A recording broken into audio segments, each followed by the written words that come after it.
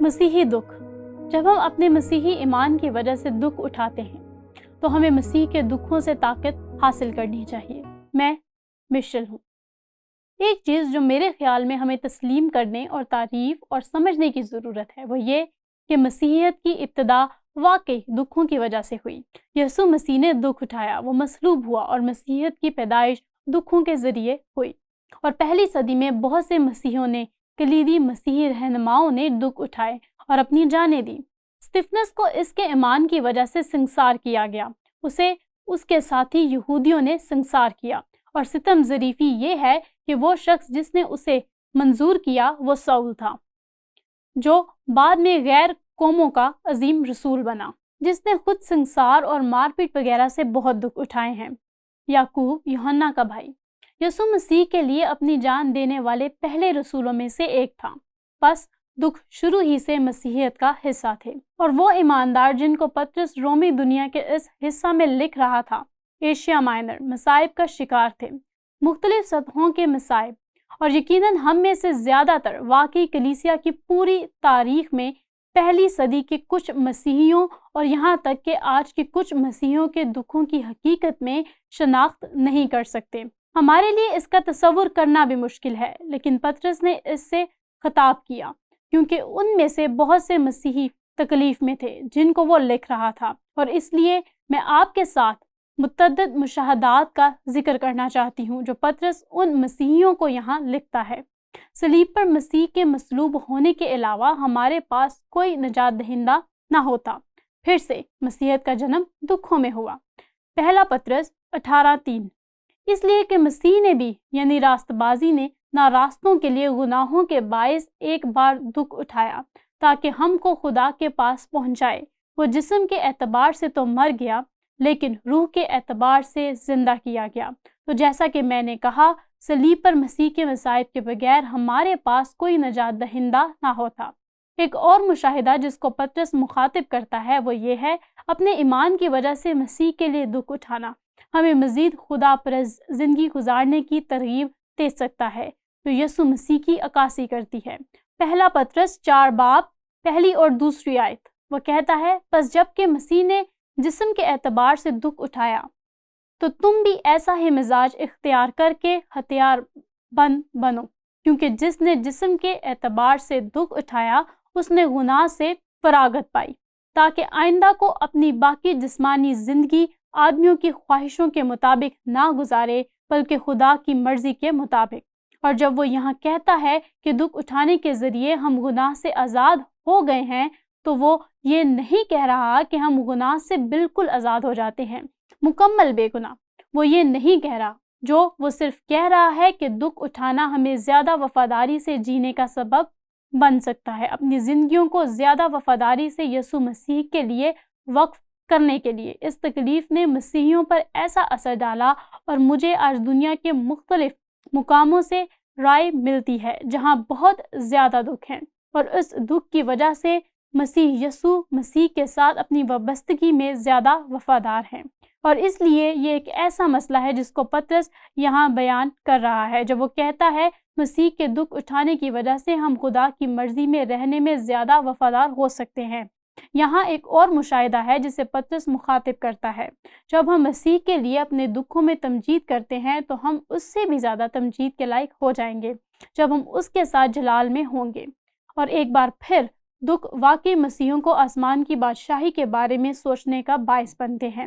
ہم میں سے اکثر سے زیادہ دکھوں سے نجات پانا، اور اسی طرح پطرس نے 12 اور 13 آیت میں لکھا، اے پیارو، جو مصیبت کی آگ تمہاری آزمائش کے لیے تم میں بھڑکی ہے، یہ سمجھ کر اس سے تعجب نہ کرو کہ یہ ایک انوکھی بات ہم پر واقع ہوئی ہے، بلکہ مسیح کے دکھوں میں جو شریک ہو خوشی کرو تاکہ اس کے جلال کے ظہور کے وقت بھی نہایت خوش و خرم ہو۔ اور آج شام کو اپنے سیشن شروع کرنے سے پہلے میں اس پر غور کر رہی تھی اور میں اس تصور کا جائزہ لے رہی تھی، اور میں نے سوچا، واہ، کسی دن ہم مسیح کی عدالت میں حاضر ہوں گے اور یسوع مسیح کے پیچھے چلنے والے تمام لوگ وہاں موجود ہوں گے، اور کچھ لوگ، اور میں صرف استعارہ بول رہی ہوں، جنہوں نے دکھ اٹھایا ہے وہ مسیح کے ساتھ جلال کا تجربہ کرتے ہوئے سامنے کے صف میں موجود ہوں گے، اور سچ پوچھے تو مجھے پچھلی قطار میں کھڑے رہنے میں خوشی ہوگی اور ان کو بلند آواز میں کہوں گی، خدا کی تعریف ہو ان لوگوں کے لیے جو ہم سے پہلے جا چکے ہیں۔ یہ میرے لیے ایک جذباتی تجربہ تھا کیونکہ میں لفظی طور پر اس کے بارے میں سوچ رہی تھی، اور یہاں ایک اور مشاہدہ ہے، جب ہم مسیح کے لیے دکھ اٹھاتے ہیں تو ہم اپنے نجات دہندہ میں اپنے ایمان کو بڑھانے اور ترقی دینے کے قابل ہوتے ہیں۔ اور پطرس اس سے مخاطب ہے، آیت 19، بس جو خدا کی مرضی کے موافق دکھ پاتے ہیں وہ نیکی کر کے اپنی جانوں کو وفادار خالق کے سپرد کریں، اور اس جوہر میں جو وہ کہہ رہا ہے کہ دکھ اٹھانے کے ذریعے ہم اصل میں بڑھ سکتے ہیں، ہم اس میں بڑھ سکتے ہیں اور زیادہ سے زیادہ یسوع مسیح کی طرح بن سکتے ہیں، کیونکہ ہم لفظی طور پر اس صورت میں اس کے دکھوں میں شریک ہیں۔ لیکن آپ جانتے ہیں، جیسا کہ میں اس کے بارے میں سوچ رہی تھی، میں ایک بہت ہی مثبت بات بھی سوچ رہی تھی۔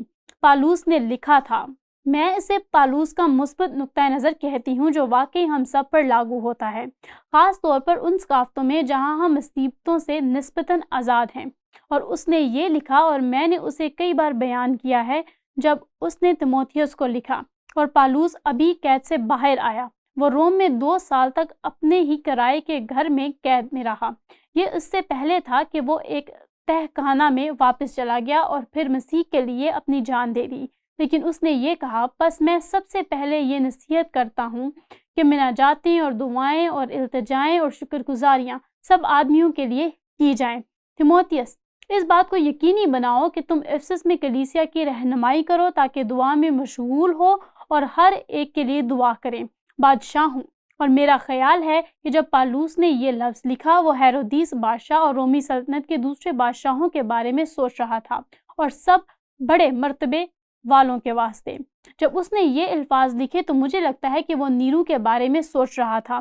نیرو اقتدار میں تھا، اور بالآخر نیرو ہی تھا جس نے اسے دوبارہ قید میں جانے پر مجبور کیا اور اس کی جان لے لی، اور اس نے کہا کہ نیرو کے لیے دعا کرو، اور سب بڑے مرتبے والوں کے واسطے، اس لیے کہ ہم کامل دینداری اور سنجیدگی سے امن و آرام کے ساتھ زندگی گزاریں۔ کیا یہ دلچسپ نہیں ہے؟ یہ خدا کی مرضی نہیں ہے کہ ہم دکھ اٹھائیں؟ اب یہ خدا کی مرضی ہے کہ ہم دکھ برداشت کریں، لیکن خدا کی مرضی یہ ہے کہ کامل دینداری اور سنجیدگی سے امن و آرام کے ساتھ زندگی۔ کیا یہ حوصلہ کن نہیں ہے؟ اور کیوں؟ یہ ہمارے منجی خدا کے نزدیک عمدہ اور پسندیدہ ہے۔ وہ چاہتا ہے کہ سب آدمی نجات پائیں اور سچائی کی پہچان تک پہنچیں۔ دوسرے لفظوں میں، ہم دکھوں اور اذیت کی بجائے امن اور سکون کے ماحول میں کلام مقدس کو زیادہ آزادانہ اور مکمل طور پر پہنچا سکتے ہیں، اور ہمیں اس کے لیے دعا کرنی چاہیے، اور خدا ہمیں یہ دعا کرتے سننا چاہتا ہے۔ تو یہاں ہمارے پاس ایک طاقتور اصول ہے۔ مجھے صرف اصول بیان کرنے دے اور پھر میں اطلاق کے لیے سوال بیان کروں گی۔ جب ہم اپنے مسیحی عقیدے کی وجہ سے دکھ اٹھاتے ہیں تو ہمیں مسیح کے دکھ سے طاقت حاصل کرنی چاہیے۔ اور یہاں سوال یہ ہے، اگرچہ صدیوں کے دوران مسیحیوں کی اکثریت نے نئے عہد نامے کے مسیحیوں کی طرح دکھ نہیں اٹھائے، لیکن کچھ کم آزمائشیں کیا ہیں جو ہمیں کچھ ایسے ہی فوائد کا تجربہ کرنے کے قابل بناتی ہیں۔ خیر، ہم کئی طریقوں سے دکھ اٹھاتے ہیں جو یقینی طور پر ان چیزوں کے مقابلے میں کچھ نہیں ہیں جن کا سامنا مسیحیوں نے کیا، جس کا بیان پطرس کر رہا ہے۔ لیکن ہم سب نے یسوع مسیح میں اپنے ایمان کی وجہ سے مسترد ہونے کا تجربہ کیا ہے، کچھ نے دوسروں سے زیادہ، لیکن یہ تکلیف دہ ہے، لیکن یہ مسیح کے لیے دکھ اٹھانے کا ایک حصہ ہے۔ ہم سب وقتاً فوقتاً کسی نہ کسی وجہ سے اس مایوسی کا تجربہ کرتے ہیں۔ در حقیقت میں صرف کسی ایسے شخص سے بات کر رہی ہوں جو کسی ایسے شخص کو گواہی دینے کی کوشش کر رہا ہے جو مایوسی کا شکار ہو گیا ہے، کیونکہ مسیحیوں نے مستقل مسیحی زندگی نہیں گزاری، اور ہم صرف یہ دعا کر رہے ہیں کہ اس مایوسی کے نتیجے میں وہ خداوند کو مسترد کرنا جاری نہیں رکھے گا، بلکہ وہ خداوند کی طرف متوجہ ہو جائے گا اور دیکھے گا کہ صرف ایک ہی شخص ہے جس پر وہ آنکھیں اٹھا سکتا ہے، جو اسے کبھی مایوس نہیں کرے گا، اور وہ یسوع مسیح ہے۔ دھوکہ، ہمیں ان لوگوں نے دھوکہ دیا ہے جو ہمارے بھائی بہن ہونے کا دعویٰ کرتے ہیں، اور وہ ہیں، لیکن وہ ہمیں دھوکہ دیتے ہیں۔ ہم سب نے اس کا تجربہ کیا ہے۔ دھوکہ دہی صحیح نقطۂ نظر کے ساتھ مسیح میں بڑھنے میں ہماری مدد کر سکتی ہے، اور ایک بار پھر ہماری نظریں یسوع مسیح پر مرکوز کرنے میں۔ اور ایک اور چیز جو میں نے دھوکہ دہی سے سیکھی ہے وہ یہ ہے، خداوند میری مدد کر کہ کبھی کسی اور کے ساتھ ایسا نہ کروں، صرف اس لیے میری وجہ سے کسی کو مایوس نہ ہونا پڑے، کیونکہ میں یسوع مسیح کے لیے نہیں جی رہا ہوں۔ بے وفائی ہماری ثقافت کے افراد کے بارے میں سوچیے۔ شادی اور رشتوں میں بے وفائی کے ذریعے بدسلوکی، اور یہ مشکل ہے کیونکہ زیادتی تکلیف ہے، خوفناک تکلیف، اور پھر بھی یہ حیرت انگیز ہے کہ جن لوگوں سے میں نے ملاقات کی اور سنا ہے کہ وہ خوفناک بدسلوکی سے گزرا ہے، وہ اس بدسلوکی کو بڑھنے اور پختہ کرنے اور دوسرے لوگوں کی مدد کرنے میں کامیاب رہے ہیں جو اسی قسم کی پریشانی سے گزر رہے ہیں۔ لہٰذا اگرچہ ہم ایک ہی طرح کا شکار نہ ہوں، لیکن ہمیشہ ایک مثبت چیز ہوتی ہے جو اس سے نکل سکتی ہے اگر ہم کسی طرح یسوع پر اپنی آنکھیں ڈال سکیں اور دیکھیں کہ اس مشکل تجربے سے ہم زیادہ سے زیادہ یسوع مسیح کی طرح بن سکتے ہیں۔